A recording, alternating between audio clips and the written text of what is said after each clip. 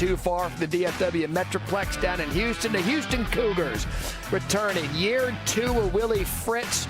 Let me tell you something, towards the end of the season, you could see that thing starting to take shape. One of the best program builders in the country did so at Tulane. Had a privilege to call a few of his games while he was there. Now at Houston in year 2, now joining us now. Coach, always good talking with you. Well, thank you for having me on. I appreciate it. It is fun. We talk about these program builders, and you're one that we ID all the time. Someone that comes in, puts in his system, and builds the thing steadily. Year 2 now, where do you think you are with that at Houston? Well, I think we're light years ahead of where we were last season. It's great that we've got some depth. We've got some competition for positions.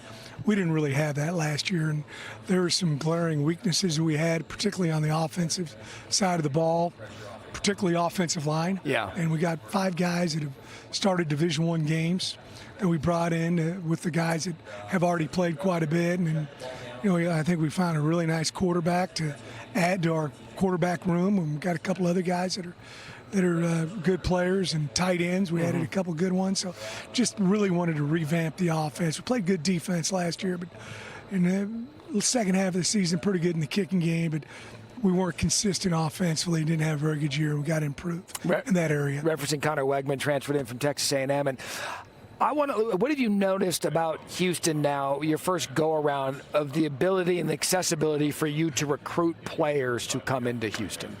Well, I've got a lot of background in Houston. Yeah. My 2 daughters were already living there. I was the head coach at Sam Houston State. I was the head coach at Blaine Junior College. So I've recruited the area of Houston forever, it seems like.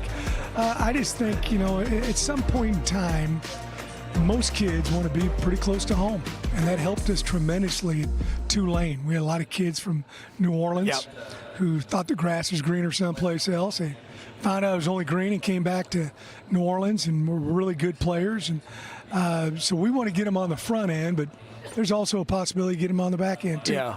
You have a remarkable ability to wave the magic wand after that first year, kind of lay the foundation, and then boom, 12 wins. I'm not going to say that that's the expectation. Let's not get carried away. You know what I mean? That sounds so good. We've seen that before. Yes, it's happened before. Your second year at Tulane, some remarkable jumps. What is the biggest difference from year 1 to year 2 as far as understanding and execution? Well, the lay of the land inside your athletic department, recruiting, your base that you're going to have. You're inheriting a lot of guys, not as many as back when you guys were playing. Sure. You had a coaching change. You guys were stuck with the coach. You got to stay there, right? Right. And one of the things that hurt me, I think, with taking this job is we played an extra week. I was a week and a half late getting to the party, and almost December 10th, I think it was, and Houston was out of school.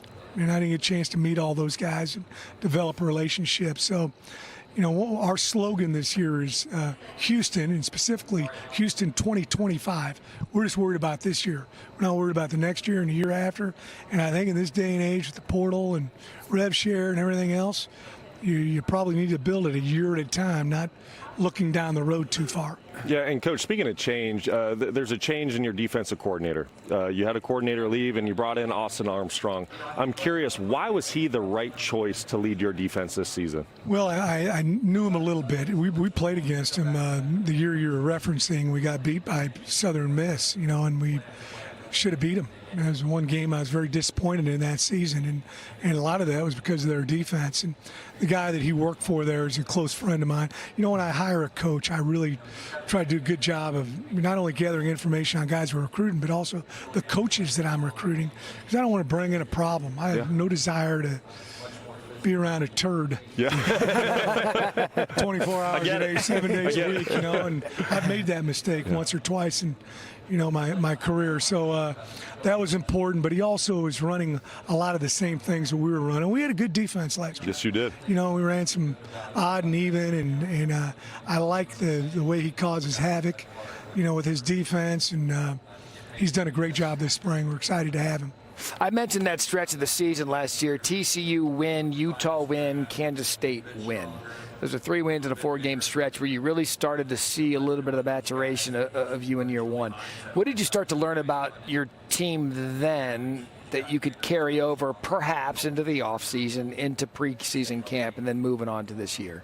Well, we know about the guys that are coming back. Yeah. We know what they can do well. We know what they don't do so well. And the thing I'm excited about is with the addition of our freshman class and the addition of the guys from the portal, we got over 40-some guys that have started Division I football games in our program.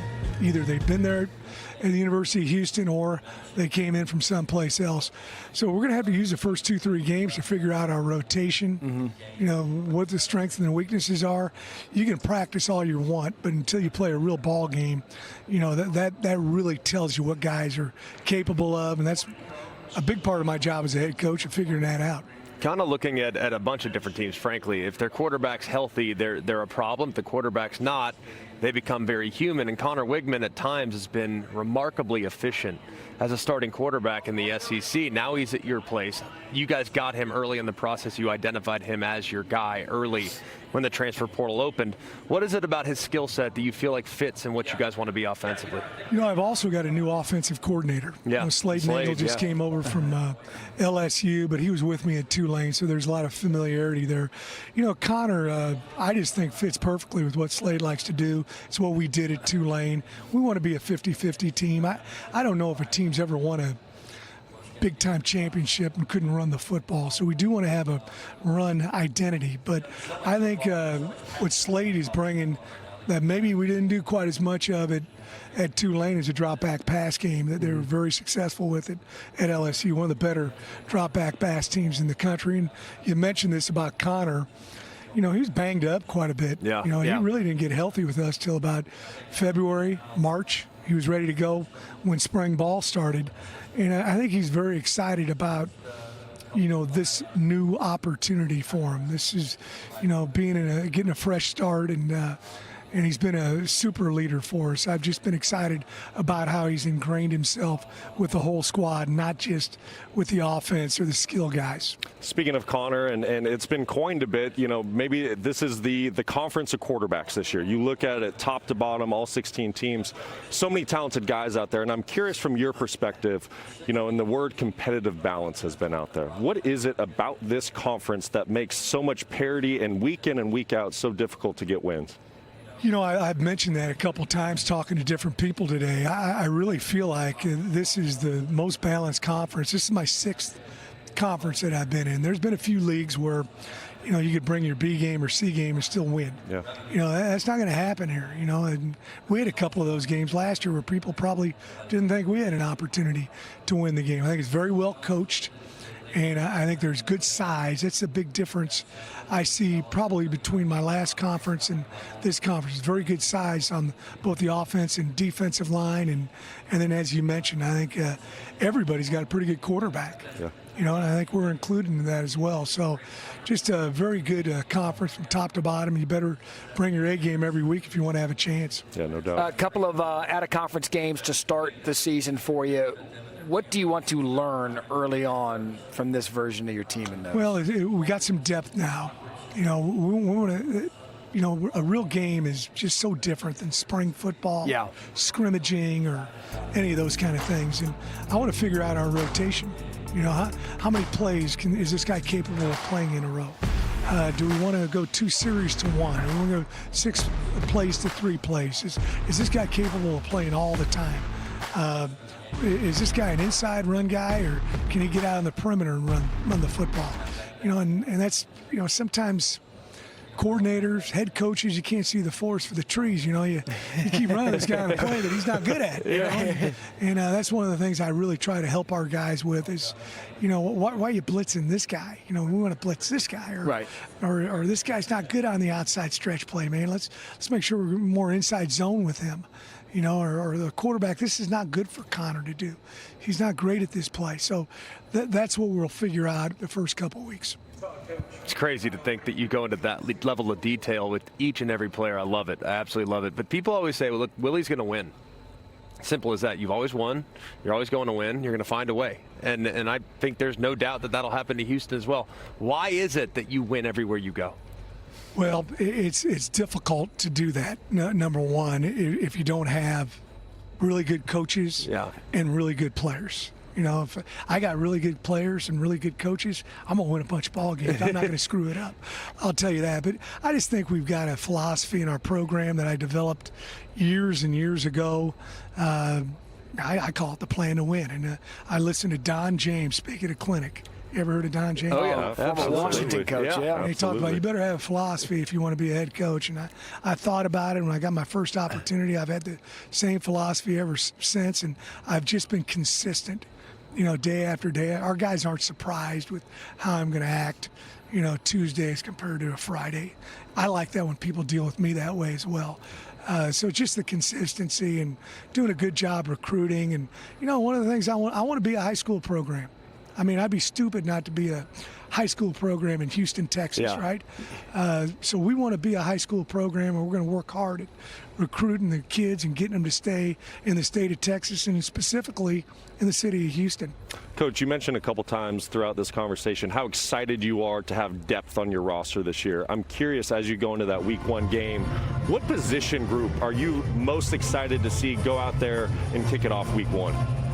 Our offensive line. Okay. You know, I think we've gone from here to here. I don't know if we're going to be at the top in the Big 12, but we're certainly going to be competitive with all the other offensive lines. And we weren't last season. It was difficult. You guys know more than anybody that quarterback gets too much credit when things go well and too much blame when things go wrong. And it's tough if you don't have an offensive line that's workable. And it was tough for us last season. So that's probably the position group I'm looking forward to seeing what they can do. You know, what he said with us throughout this conversation, he's right. I mean, Houston, Texas, and the talent that's down it's there. It's the epicenter of football in the world. Not in the state of Texas. In the world. In the world. Right. Think about it. It's pretty good. All right, and there's and we want the best players in Houston to stay in Houston. And that's what helped us at Tulane win. Yeah. We got the kids from New Orleans. Hey, you know, stick around. Right. You know, and look, when that thing wakes up, and, and the best epicenter of football in the world, you should print that and make that a shirt. Houston. Willie, Fritz, always great catching up. We learned so much just talking with you. Don James, great drop, by the way. Yes. Steve Ettman, Napoleon Kaufman. Remember those teams, man? Great teams. That's some good football. That's He's a damn good football coach. And Willie Fritz, appreciate your time with us. You. I know Go you're Cougs. a busy day.